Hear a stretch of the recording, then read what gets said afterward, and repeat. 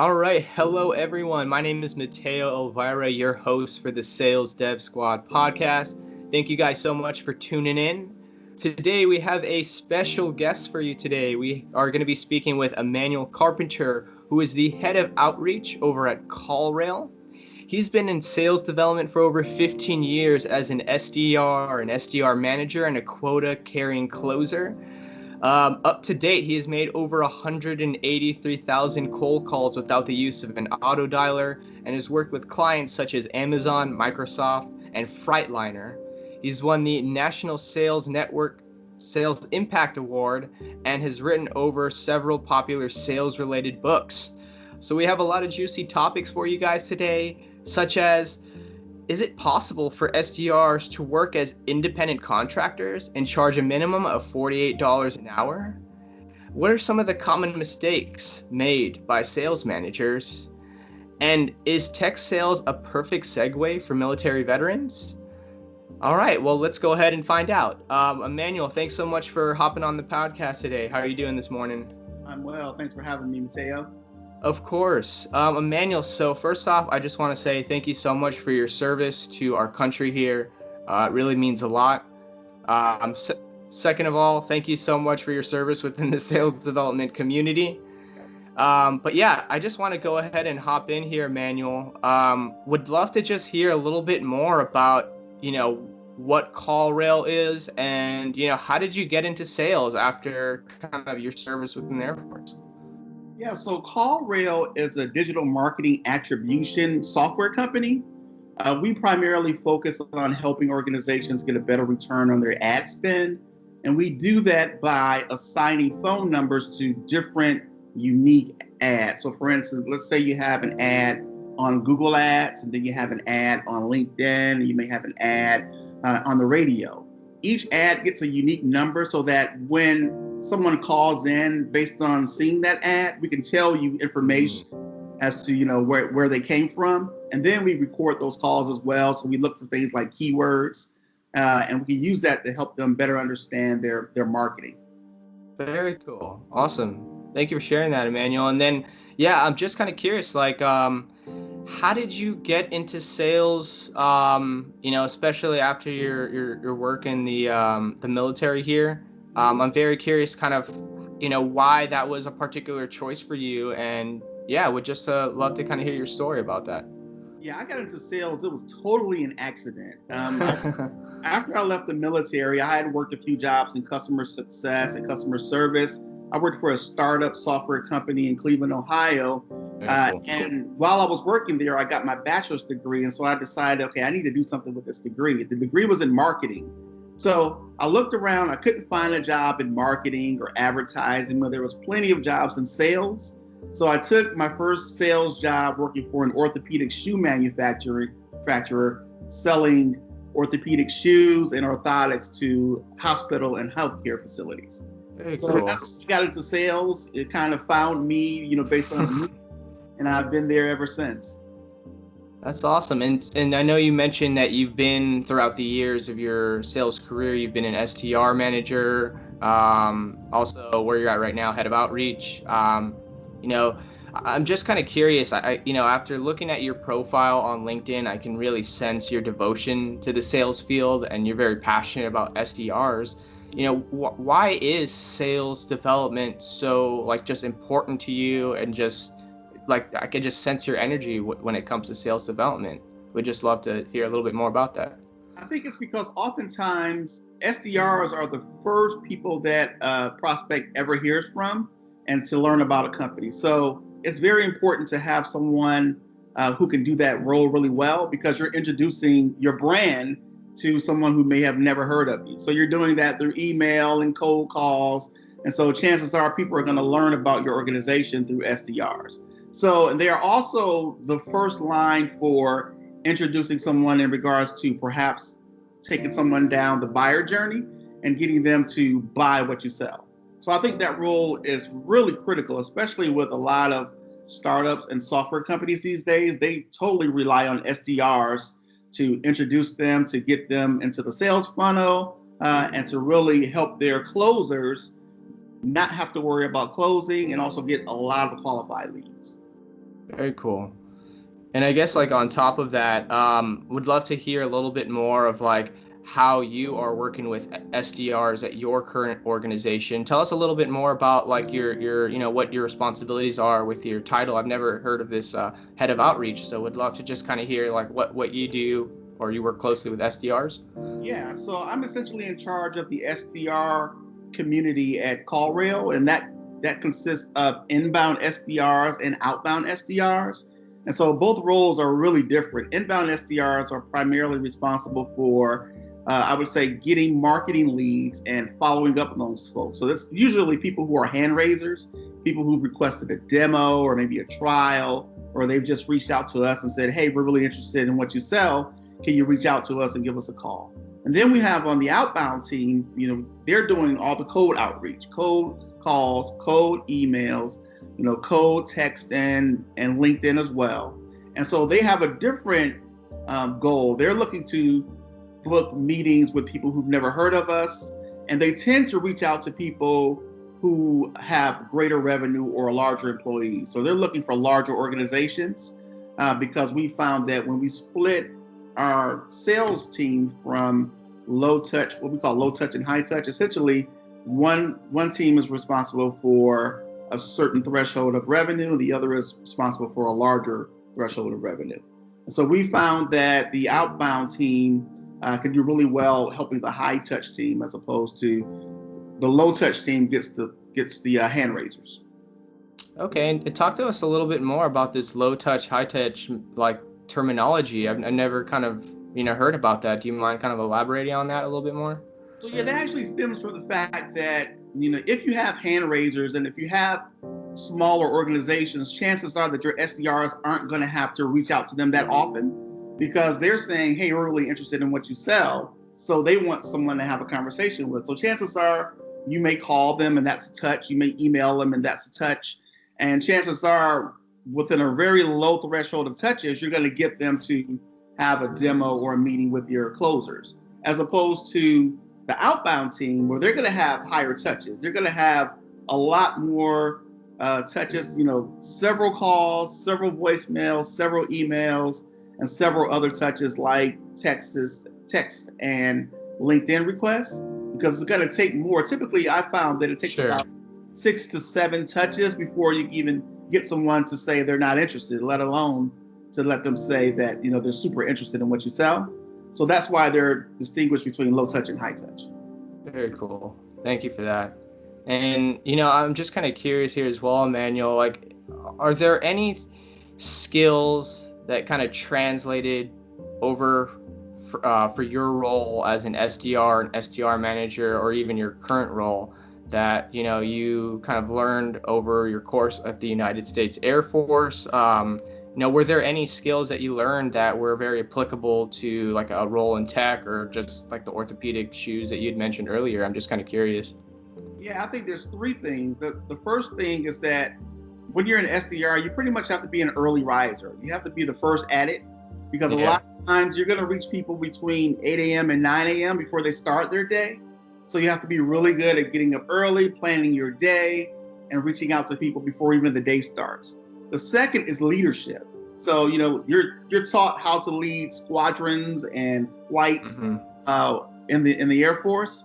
And so because you learn leadership, you transfer that skill, like for instance, as an SDR manager or even a team lead, you learn how to lead people, how to find their skills and then bring out their skills to help them be successful in the SDR role. And the third is followership or coachability, because you definitely have to be willing to be an ongoing learner in the Air Force, because you're constantly learning new things in the Air Force. Same applies in sales and SDR management and being an SDR. You're constantly learning. There's always new tech to learn. There's, video, there's new text, there's new tech stacks, things that are coming out all the time.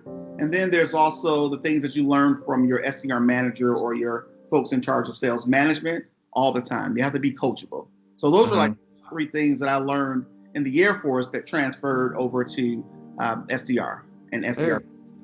That's really awesome. Yeah, because I definitely worked with a couple of veterans in some of my previous roles and have realized that, like just a lot of the skills that they learned overseas could definitely be translated in just civilian jobs. So I Yeah. guess like on the topic of that, like what are your thoughts as far as like, veterans and just all these opportunities now in these tech companies for like sales roles? Would love to just kind of hear like, is this potentially a really good fit for veterans as a great transition coming back to civilian life? Would love to just kind of hear your thoughts on just tech sales and the whole veteran community.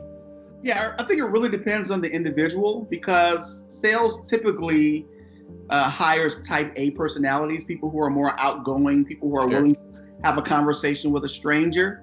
And so it really depends on what you did in the military. Some people had administrative roles. Some people jumped out of airplanes. So it really depends on the person. Yeah. When you leave the military, though, they actually give you skills testing and career testing to help you get a good idea of what you're going to be good at after the military. So I highly encourage people to take tests like the Myers-Briggs test to find out what they're really good in and what they'll excel in after the military. So it really depends on that individual. Got it. Okay. Thank you for your insight there. But yeah, would love to just kind of transition back here into like sales development reps. From your experience throughout your 15 years in sales, I would love to just kind of hear, what attributes that you see commonly amongst top performing SDRs. If you've kind of noticed a trend in particular skill sets or mentalities or just things that they do that help them get better. If you kind of have any insight on that, would love to just hear. Yeah, absolutely. Well, as far as traits go, the number one trait I believe is being competitive. Most SDRs who are really good want to be the best SDR on the team. So that means they're competitive. If someone has booked 5 demos for the week, their goal is to book 6 demos for the week. And they stay competitive that way throughout their careers. The other thing is that they have to be relentless. They have to understand that if you're on a call with a prospect and they say no, they can't just give up on that prospect. They have to find other ways to engage that prospect to get them to say yes to a demo or a meeting. So they're competitive, they're relentless, they're optimistic. So they don't feel that, if they had a bad week, that they're going to have a bad month and a bad year. They know that things will turn around. That's really important as an SDR to be optimistic. And then they have to be team players as well. So you can be competitive, but you can also be a team player because you can help your team reach goals as well. I think that's essential as well. So you're competitive, you're a team player, you're relentless, and you're optimistic as well. Those are like the top 4 traits that I look for. And then also I look for people who are money hungry. One of the things that I ask about as far as how does an SDR like to be rewarded for a job well done? I always ask that in a job interview. And when people tell me that, yeah, I would like a pat on the back and a certificate, but actually I want money, I want gift cards or whatever to help me, make more money. Those are the people that I tend to think will make good SDRs, and then they'll transition into good AEs as well. That's interesting. And you mentioned that's something that you typically ask kind of in the interview process or early on, like in their ramping process. I'd love to just hear, can you kind of elaborate a little bit more on that? Yeah, so very early on when I'm doing a phone screen, that's one of the things that I ask. How would you like to be rewarded for a job well done? And I'm listening for things like financial rewards because usually the best salespeople, even if it's SDRs, they're really money hungry and they're money driven. So you want people like that because if they're money driven, they're going to do whatever it takes to earn their commission, which is typically booking more demos and more meetings. So I think that's very important as opposed to someone who may be motivated by just a pat on the back or just a certificate, for example. Yeah. And I'm kind of curious, like, why do you think it's so important to ask a question like that, especially kind of early on in the like onboarding process, just to kind of get a gauge for how they like to just be rewarded, essentially? Yeah, I just think it's important because I know that from the past, when I've seen people who are money hungry, that they tend to turn out to be excellent SDRs. So it's really based on past experiences and based on a number of books and things that I've read as well. And so, based on that information and based on my own experience, I found that to be pretty accurate. That if they're money hungry, they'll probably do really well in the SDR world. Okay, thank you. And Emmanuel, I did get a chance to like read over some of your articles on your LinkedIn page and found a lot of interesting information I'd love to just kind of talk to you about. Yeah. First off, I wanted to ask you, um, what in your experiences, what are some of the biggest or most common mistakes that you typically see sales managers or leaders do from a perspective of just managing and motivating and financially supporting a group of people that ultimately drive new business, bring in new clients, and as you mentioned earlier, they're the first touch point to a customer, regardless of their business or service, and there's hundreds of these SDRs. From your experience, like what are some common mistakes that you see that sales managers make? Yeah, I think one of the most common mistakes is to kind of put SDRs all in the same bucket and assume that they all work the same, where people have different skill sets and they thrive at different things. Like some SDRs may be really good writers, and so they may be able to book more meetings via email as opposed to the phone. So you have to bring that out and have them share that skill set. The other thing is that when it comes to management, it's about coachability. A lot of times, managers don't coach; they just manage. They tell people what to do, but they don't coach them based on behaviors, based on things that they've listened to. Like perhaps they've listened to a recorded call, or they've looked at an email and saw that that was not a good email for whatever reason. Perhaps there was no call to action or any ask.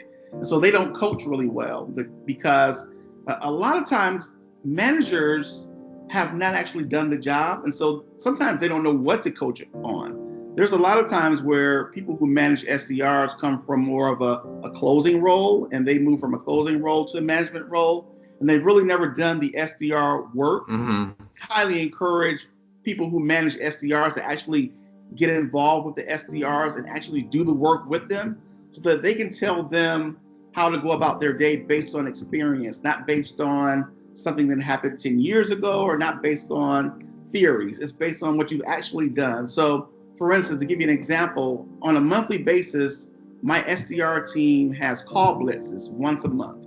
So one day a month, they just do nothing but make phone calls the entire day. No email, no LinkedIn, no text, all phone calls. And while they're doing that, I participate with them as well, and I make phone calls as well. Oh, wow. Day. So I'm on the floor with them. They're listening to me book meetings and talk to prospects, and I actually reward them. I tell them that if they book more meetings than I book, then I'll give them a financial reward. So they've taken me up on that too. And so there was one day where we had a call blitz, and I booked like three demos in 5 hours, and no one, oh, wow. was able to beat me. So we do things like that. And so I do that because I want them to see that it can be done. You can make 70 phone calls in 5 hours. You can book 3 demos in 5 hours. You can have multiple conversations with prospects because you're doing the right things to get referrals from the top, using tools to help you get cell phone numbers, and you're just saying the right things based on our role play. And so all I do is I open the script, I give them the exact same script that we use in role play. I use the same script, I use the same templates, and I show them how it can be done. So there's no excuse to say, people don't answer the phone anymore, or the script doesn't work, these words don't work. I show them instead of just telling them. Definitely. That's really impressive. I've never actually heard of a manager or just someone high up that's willing to just hop on the phone like that. That's quite impressive. Mm-hmm. Thanks. What do you think, I guess, kind of on the subject matter, just from our conversation here, it seems like you really take pride in supporting your reps and really showing your reps, hey, if I can do it, you can do it. And I feel like that really stems from just having a strong, core leadership. But, I feel like both you and I've obviously read on some of your articles how important it is to just continue to self-develop your skill set and invest in yourself financially. I know that's like a topic that you cover in one of your articles. Just want to talk about like in terms of like training and development, how much of that falls on the actual rep to go out of his way and invest in himself, buy books, just learn, as opposed to how much of that also falls on the sales organization, the sales leadership team to, make sure that all the reps have all the tools and knowledge to do the job. Would love to just hear your thoughts as far as just self-development, training, and just investing in your skills and investing in yourself. Yeah, I think that the organization and the rep are equally responsible for the SDR's development.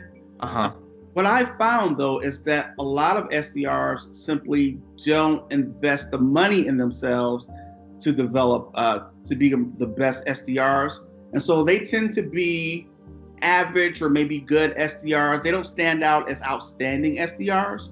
So, I mean, there are things that an organization can do. Like, for example, we hired a really good training manager, and she developed a stellar program for teaching SDRs how to transition from inbound to outbound, how to transition from an outbound SDR to a closing role. And so we've got that type of training in place, as well as I mentioned before, we do role plays all the time. We do role plays at least 3 hours a week, and we do that during non-phone time so that they're not missing that essential time to actually have conversations with prospects.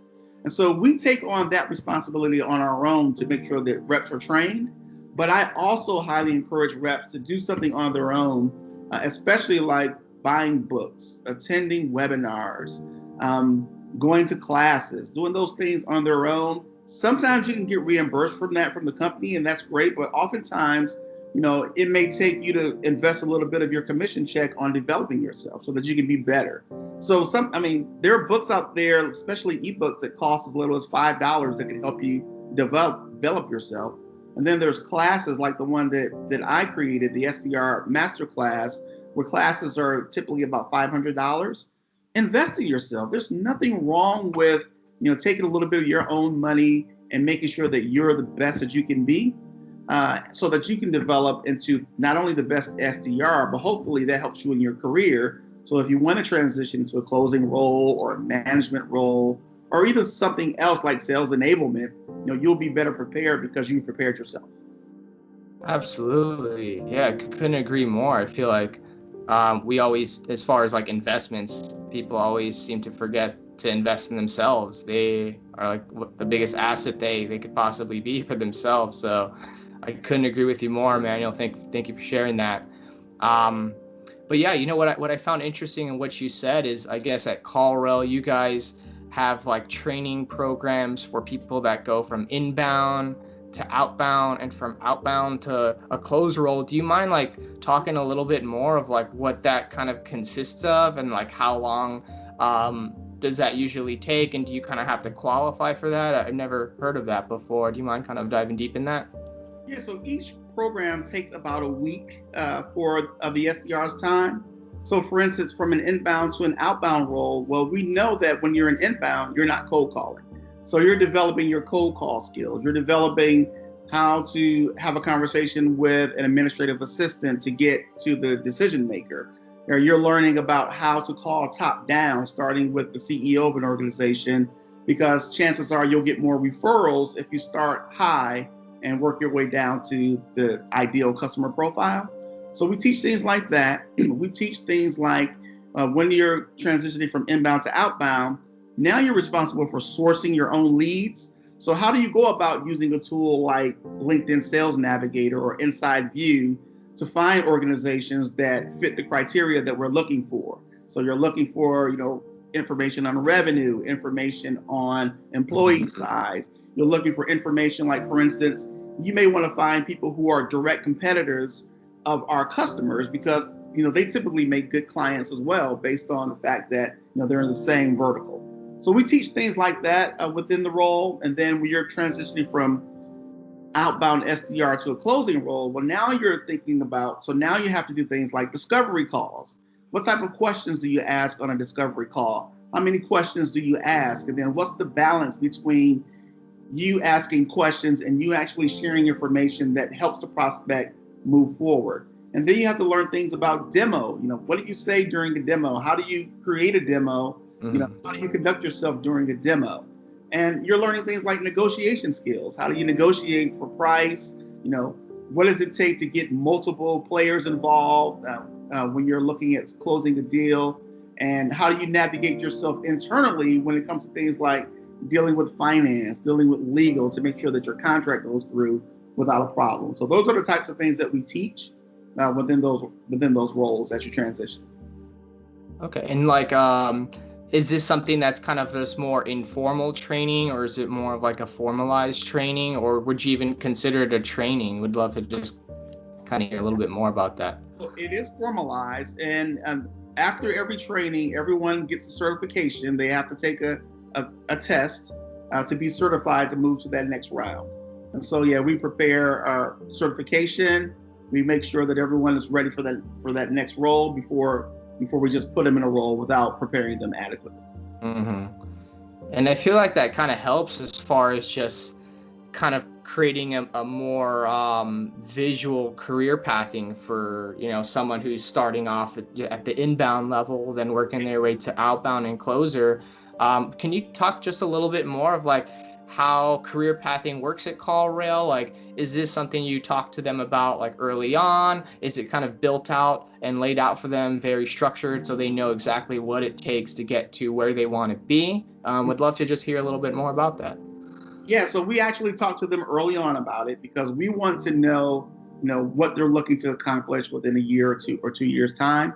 And then we just lay out the path for them. Typically, people start in an inbound role, they move to an outbound role, and then there's various closing roles that they can take within the organization. We lay all that out during the interview process because we want people who want to transition from SDR to closing roles or SDR to something else. They don't have to necessarily become closers. They can do other things in the organization.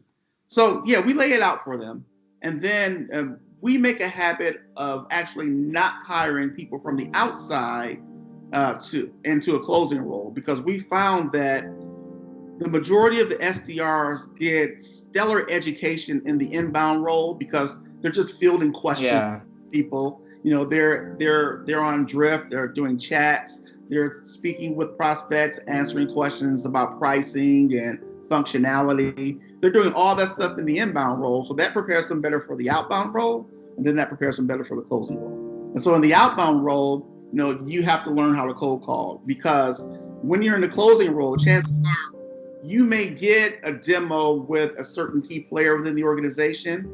But if the organization buys by committee, well, now you have to reach out to all those other key players within the organization. And that's going to require cold outreach. So you learn the outbound role. And then as you transition to the closing role, so now you're equipped with all this information. Information about pricing, functionality. It's already built out. Exactly. Now you know how to cold call. And hopefully during the training, you're learning about discovery and presenting a demo. So you're very prepared for the role when you become a closer, as opposed to someone off the street who may really have to learn a whole lot more than someone that's an SDR. And so you have that hiring from within mentality in CallRail where, we're not looking to hire people from the outside. We found that, our bench you want to invest in your people. Yeah, our bench is right in the SDR community. So if we're looking for someone to close, we're pulling them from the SDR community, and then we're hiring SDRs so that they can go through that same transition.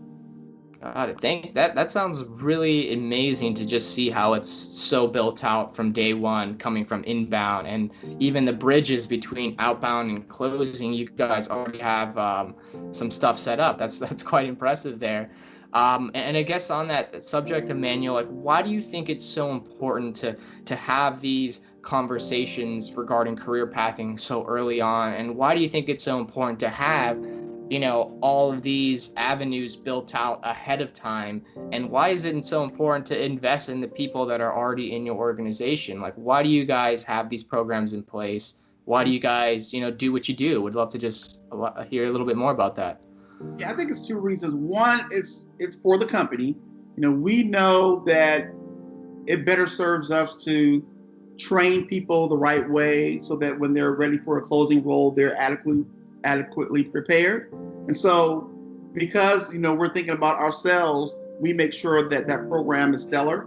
But we also think about the SDR and our employees as well, because we want them to have career longevity at the organization. And, if you lose someone through any type of, if they get fired or they leave the organization, that actually costs a company 1.5 times the employee's salary based No way. on term. So that's a lot of money lost because now you've invested all this money in training people and them for roles, and then they leave. You have to start all over again. So that would take the time of people like me. People are VP of sales. We're going back through the interview process, and that's time, and time is money. So we invest in people because we believe that if you have the right fit, we want to keep them as long as possible. And because of that, we found that most of the SDRs who start with us start from a personal referral from someone within the organization. We rarely have to go out and advertise for SDRs because our community knows that CallRail is a good company. And so they reach out to their friends. Hey, come work for CallRail. We're a really great organization. So that's half the work for us. But then, like I said, we invest in ourselves, and then we invest in the people as well.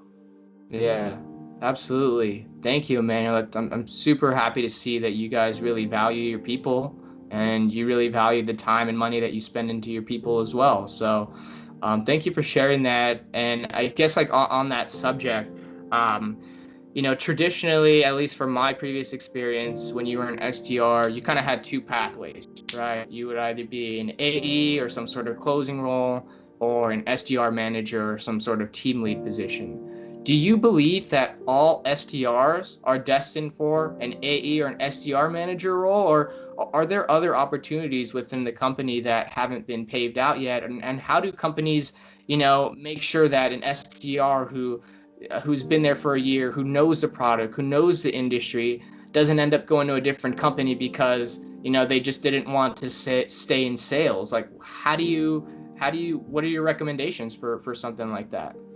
Yeah, I think the SDR role is a good starting point for pretty much a lot of jobs within an organization. You can be an SDR and then transition into client success, sales enablement, sales operations, marketing. There's a lot of things that you can do after the SDR role. It actually helps you build confidence, especially when you're cold calling and overcoming objections. That helps you prepare for a number of things. And so I've seen people transition from SDR to things that are not closing roles or management roles. But I always survey the incoming SDR classes to ask them what they want to do ultimately after they're done with the SDR role, to get them thinking about, the fact that you don't have to be a career SDR. So when I surveyed our organization, I found that 71% of the people wanted to be closers, and about 10% wanted to move to marketing, and the rest wanted to do something totally different, like majority. So, even though I'm not the example of that, I actually was a career SDR. I spent a good 12 to 13 years as an SDR, and I found that to be highly rewarding for me, because the last time I was an SDR, I was making six figures as an SDR. I was what you call a senior SDR, working for an organization that sold executive level software, and the value of the software was over $100,000 ARR. So they paid the SDRs very well to make sure that we created highly qualified meetings for the closing team. And so I have no problem with someone who wants to be a career SDR. If they feel that they love that role. Some people love the thrill of the hunt. Some people don't want to travel. Some people don't want to worry about closing a specific amount of money, for the organization, so they don't have that pressure. So yeah, I encourage people who want to be an SDR for life, if they want to do that as well. There's several things that you can do after you become an entry-level SDR. Absolutely, and thank you so much for bringing that up. I did really enjoyed reading your article on three different ways and how an SDR can make six-figure salary, and like you mentioned, right, an SDR role, your job is to get people's time on the calendar, right? You're not closing revenue, and I personally really enjoyed my time as an SDR, and I feel like if it made sense for me financially to stay as an SDR, I definitely would consider it. And I know in one of your articles you talk about that, one way an SDR can make six-figure salary is working as an independent contractor and charging, a minimum of $48. I would love for you to just, for our audience here, talk a little bit more about kind of your idea around that. And, why do you think it's so hard for companies nowadays to, implement something like this, or even, just pay their SDRs more? Mm-hmm. So yeah, actually, that's from experience. So I actually worked as an independent contractor. Oh, wow. And I actually charged $48 an hour because I told myself, well, if I'm going to do this, I'm going to make $100,000 a year doing this. Mm-hmm. So the way I got started was I was recruited by this third-party organization who only hired independent contractors as SDRs. I worked for that company for about a year's time. And during that time, they're paying me about $30 an hour. And as I was working with them, I figured, you know what, I could do this on my own. I don't need this go-between, this middleman to reach out to organizations and book meetings for them. So because I was an independent contractor, what I did was I reduced my hours with the independent contractor from 40 to 20. And then the rest of the time, I reached out to organizations that maybe I was the account manager for at a different organization to let them know, hey, now I'm an independent contractor. I love to schedule demos and meetings for your team on my own, as opposed to working with that third-party team. And I was successful in finding at least 2 organizations who were willing to pay me directly, as opposed to going through a third party to pay me that way. And so they pretty much turn out the same, because most third-party teleprospecting firms charge anywhere from $60 an hour or more when they're engaging with a client. So I think they made out pretty well by only paying me $48 an hour. So yeah, I encourage that. It's not that easy, because you actually have to go out and find organizations who are willing to pay an independent contractor. A lot of organizations don't do that because they like to keep their SDRs kind of close to the vest. They want to make sure that they are coaching them all the time. They could see them. There's trust issues, like they want to make sure that SDRs are working. They're coming to work on time.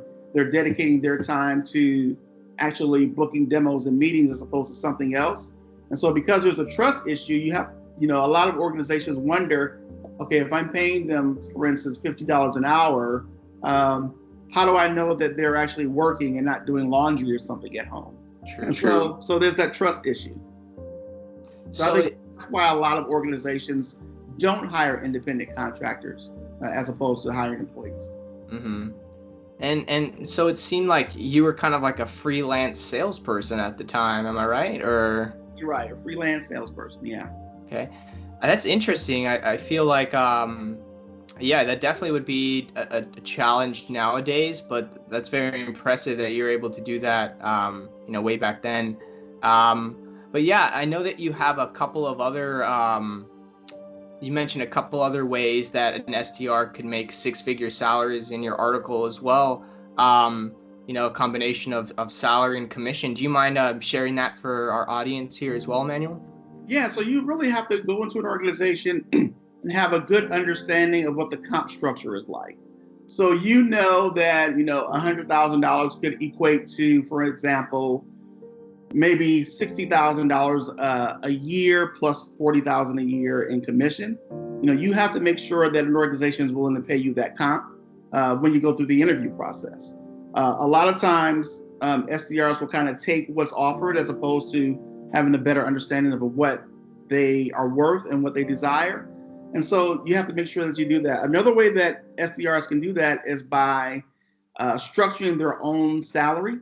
So instead of taking base plus commission, they can take strictly commission, because if they really believe in their skills and they believe in the product that they're selling, they know that they can book a certain amount of demos. So instead of taking a salary, you take a specific amount of money for each demo you book. And of course, that would be much higher than salary plus commission, where you're given commission based on the number of demos you book.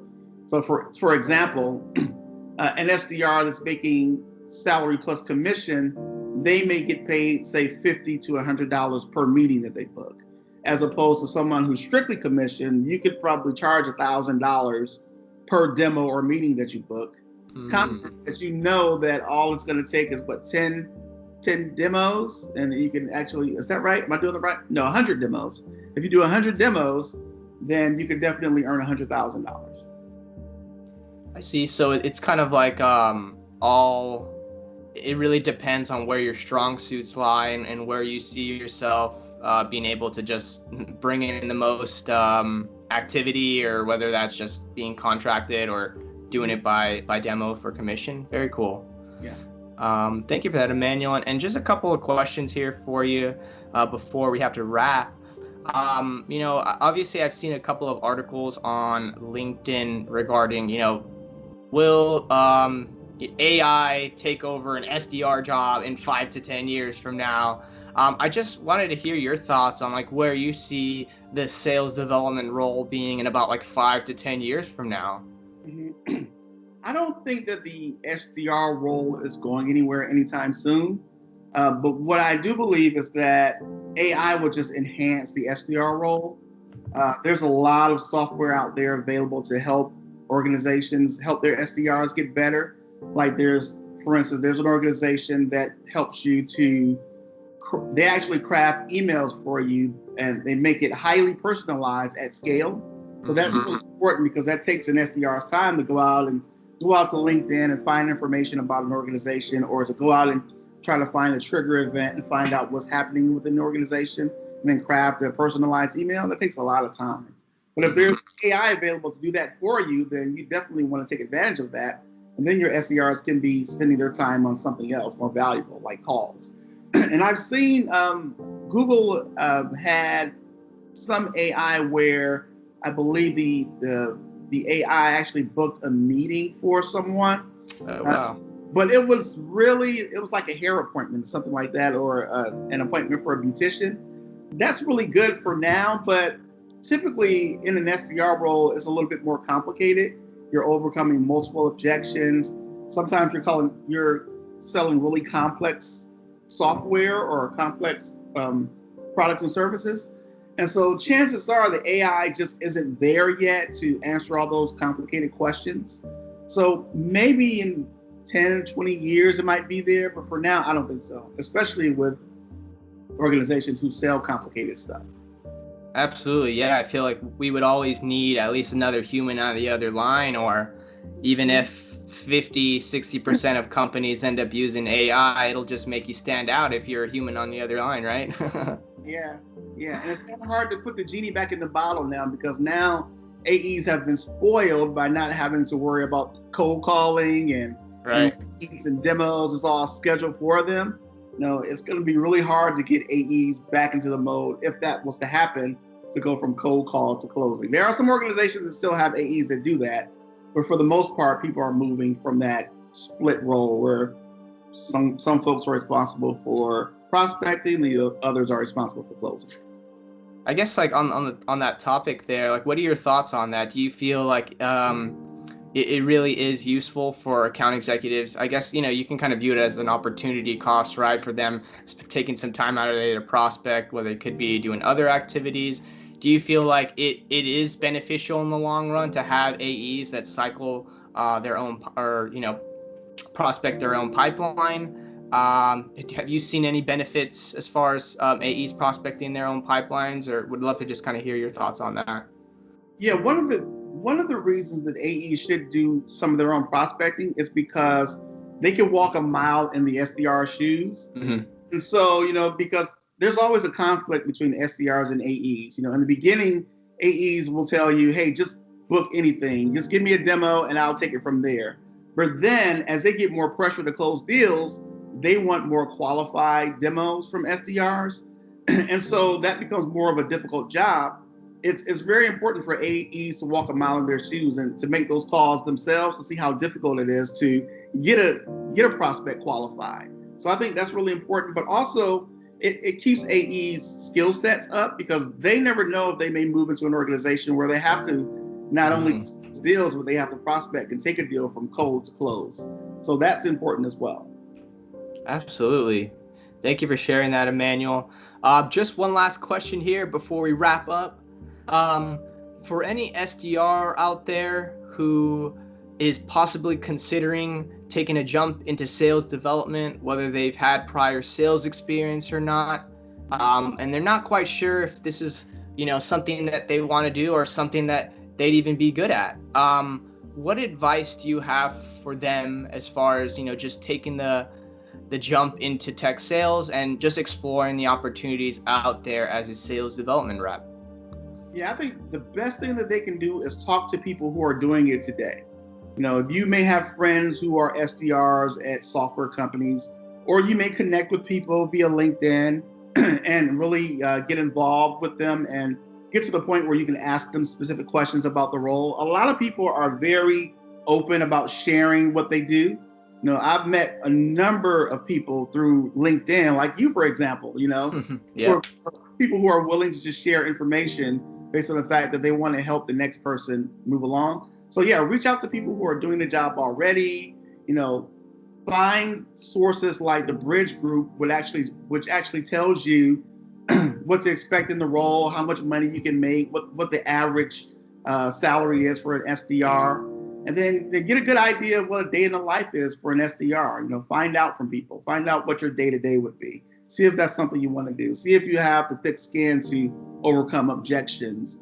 See if you have that sales genes that'll help you be successful. So yeah, it's a matter of interviewing. It's a matter of doing things like attending webinars and reading books as well to find out what that role actually entails. Absolutely. Thank you so much, Emanuel, for hopping on the Sales Dev Squad podcast today. We really appreciate all of your time and amazing feedback here for the sales development community. For anyone listening out there who would be interested in contacting you directly or maybe exploring career opportunities at CallRail, where can they find you?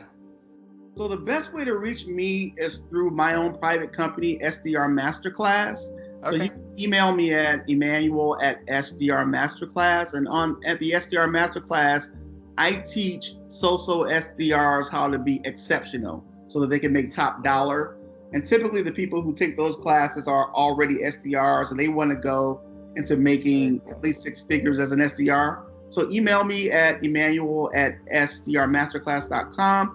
You can also find my page on Amazon where I've written several books. Just look for Emanuel Carpenter on Amazon. You'll see the number of books that I've written. And then I can always be reached by phone if needed. You can call me at 678-807-9477. Just leave a voicemail. I'd be more than happy to talk to anyone who's really interested in a career as an SDR. Awesome. Thank you, Emanuel. And if anyone listening would like to find a little bit more about open career opportunities at CallRail, where could they, go to find those? Absolutely. So yeah, if they're interested in CallRail, they can go to callrail.com/careers, and you'll see a listing of open positions. Great. Emanuel, thank you so much for your time today. We really appreciate it. And thank you everyone out there for listening to another Sales Dev Squad podcast. Feel free to like, comment, share, subscribe. Feel free to also check us out on LinkedIn and Facebook. But thank you guys so much for your time and hope you guys have a good one. Thank you.